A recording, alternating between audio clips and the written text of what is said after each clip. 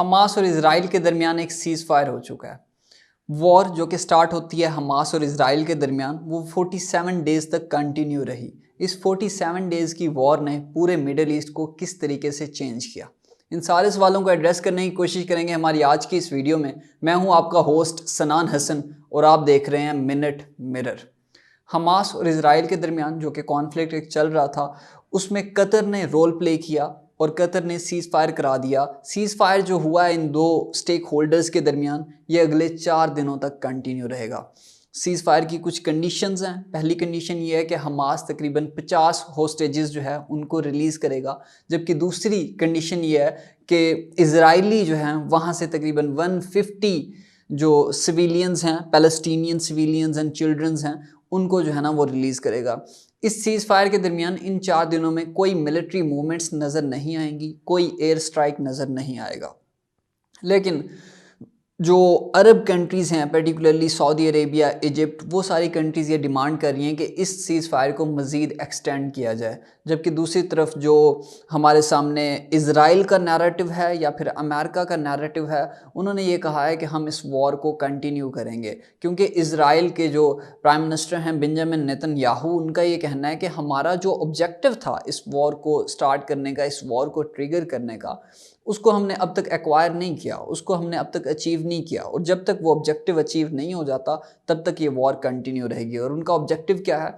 उनका ऑब्जेक्टिव ये है कि हमास का जो मिलिट्री इंफ्रास्ट्रक्चर है उसको तबाह करना है। दूसरा, हमास जो एक ऑर्गेनाइजेशन है उसको जो है ना डिसमेंटल करना है गाज़ा स्ट्रिप से। और तभी जाके उनका जो ऑब्जेक्टिव है वो कहते हैं हमारा तब एक्वायर होगा, और तब जो है ना हम लोग ये इस चीज़ को कंसिडर करेंगे कि अब जो है ना हमारी वॉर जो है ख़त्म हो चुकी है। सो काफ़ी सारी कंट्रीज़ को, जो इंटरनेशनल कम्युनिटी है, उन्होंने इसको वेलकम किया। लेकिन ये सीज़ फायर हुआ कैसे? सीज़ फायर इस वजह से हुआ क्योंकि हम लोगों ने प्रोटेस्ट देखे इवन इन वाशिंगटन, और उसके अलावा हमने डिवीजन देखी with in the government of America. वहाँ के जो कांग्रेस के मेंबर्स हैं, उन्होंने from with in the government of Biden administration, उन्होंने कुछ लेटर्स लिखे बाइडन को, और उन्होंने इस चीज़ को क्रिटिसाइज़ किया कि आप लोग जो एक economic and military add support कर रहे हो, उसको क्रिटिसाइज़ किया गया। उसको क्रिटिसाइज़ इस वजह से किया गया क्योंकि इजराइल जो है, जो कि ह्यूमन राइट्स वायलेशन कर रहा है, ठीक है, ब्रूटली मैसेकर कर रहा है वहाँ पे पैलेस्टीनियंस का, तो ये तो डेमोक्रेसी के नॉर्म्स नहीं है ना। तो डेमोक्रेटिक वैल्यूज़ जो हैं वो इरोड कर रहा है basically Israel. That was the reason कि वहाँ के लोगों ने जो है ना एक लेटर लिखा बाइडन एडमिनिस्ट्रेशन को कि आप जो है ना काइंडली ये जो आप सपोर्ट उसको कर रहे हैं उसको रेजिस्ट किया। बेसिकली जो मिलिट्री एंड इकोनॉमिक सपोर्ट है अमेरिका की, यही रीज़न थी कि फिर एंटनी ब्लिंकन ने 1 वीक का विजिट किया। कभी वो तुर्की जा रहे हैं, कभी वो जॉर्डन के किंग के साथ मिल रहे हैं ताकि सीज़ फायर हो सके। और उसके अलावा जो ग्लोबली हमें प्रोटेस्ट नज़र आए, क्योंकि ये पहली वॉर थी जिसको मैं डिजिटल वॉर कहूँगा मेरे ओपिनियन में, क्योंकि हमने देखा कि किस तरीके से जो है ना जो ह्यूमन राइट्स वायलेशंस देखी गई। 5000 से ज़ायद जो बच्चे हैं उनको असैसिनेट किया गया। टोटल जो कैजुअल्टीज़ हैं वो 14,000 हैं, सिर्फ अगर हम पैलेस्टीनियंस की बात करते हैं।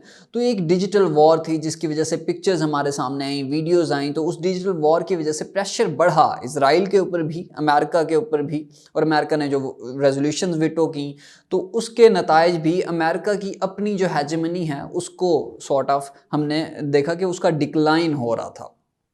अब सवाल यह है कि ये सीज़ फायर तो हो गया है इनके दरमियान, जो कि 4 डेज़ तक कंटिन्यू रहेगा, और उसके बाद जो है ना इजराइल ने कहा कि मैं दोबारा उस वॉर को कंटिन्यू करूंगा, जो कि वॉर मैंने स्टार्ट की थी, जब तक हमास को मैं डिसमेंटल नहीं कर लेता। लेकिन सवाल यह है कि इस वॉर ने मिडिल ईस्ट को कैसे चेंज किया है। मिडिल ईस्ट को इस तरीके से हम कह सकते हैं कि चेंज किया है कि आज से 7 अक्टूबर से पहले को का जो मिडिल ईस्ट था उसको हम देख लेते हैं कि वो किस तरह का था।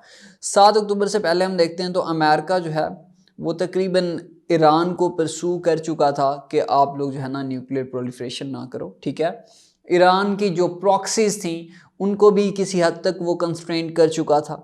सिमिलरली वो जो है ना एक जो नॉर्मलाइजेशन का फेज़ चल रहा था, यानी कि सऊदी अरेबिया और इज़राइल की नॉर्मलाइजेशन, उसको भी वो परसू कर रहा था।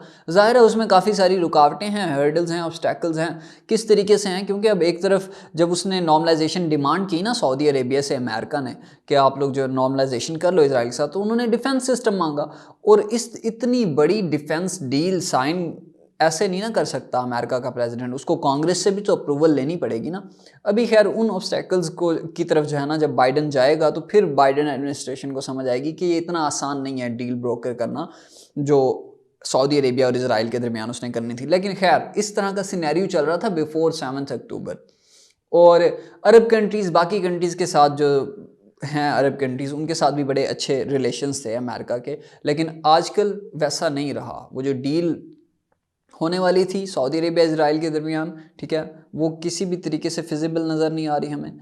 ईरान ने दोबारा से अपनी प्रॉक्सीज स्टार्ट कर दी हैं, और बाकी जो अरब कंट्रीज़ हैं लाइक जॉर्डन है, ठीक है, किंग ऑफ जॉर्डन, इवन उनकी जो बीवी हैं उन्होंने भी क्रिटिसाइज़ किया अमेरिका को वेस्टर्न डबल स्टैंडर्ड्स के ऊपर।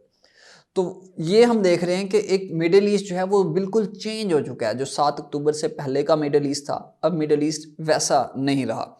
अब सवाल ये है कि अमेरिका इन सारे चैलेंजेस को कैसे डील कर सकता है। अमेरिका इन सारे चैलेंजेस को डील कर सकता है सऊदी अरेबिया की हेल्प से, रियाद की हेल्प से अमेरिका इन सारे चैलेंजेस को डील कर सकता है। पहली बात ये है कि वो ईरान को परस्यू करे, और रियाद जो है ना सॉर्ट ऑफ डील ब्रोकर कर सकता है, न्यूक्लियर वेपन्स की डील जो है, ठीक है, तो वहाँ से एक रोल प्ले कर सकता है रियाद जो है ईरान और सऊदी अरेबिया के दरमियान। दूसरा, अगर इजराइल और सऊदी अरेबिया के दरमियान नॉर्मलाइजेशन हो जाती है तो ये थी आज की हमारी वीडियो। आपसे मुलाकात होगी अगली वीडियो में, तब तक के लिए अल्लाह हामी व नासिर। मज़ीद ऐसी वीडियोस देखने के लिए हमारे चैनल को सब्सक्राइब करें और बेल आइकन को दबाना न भूलें।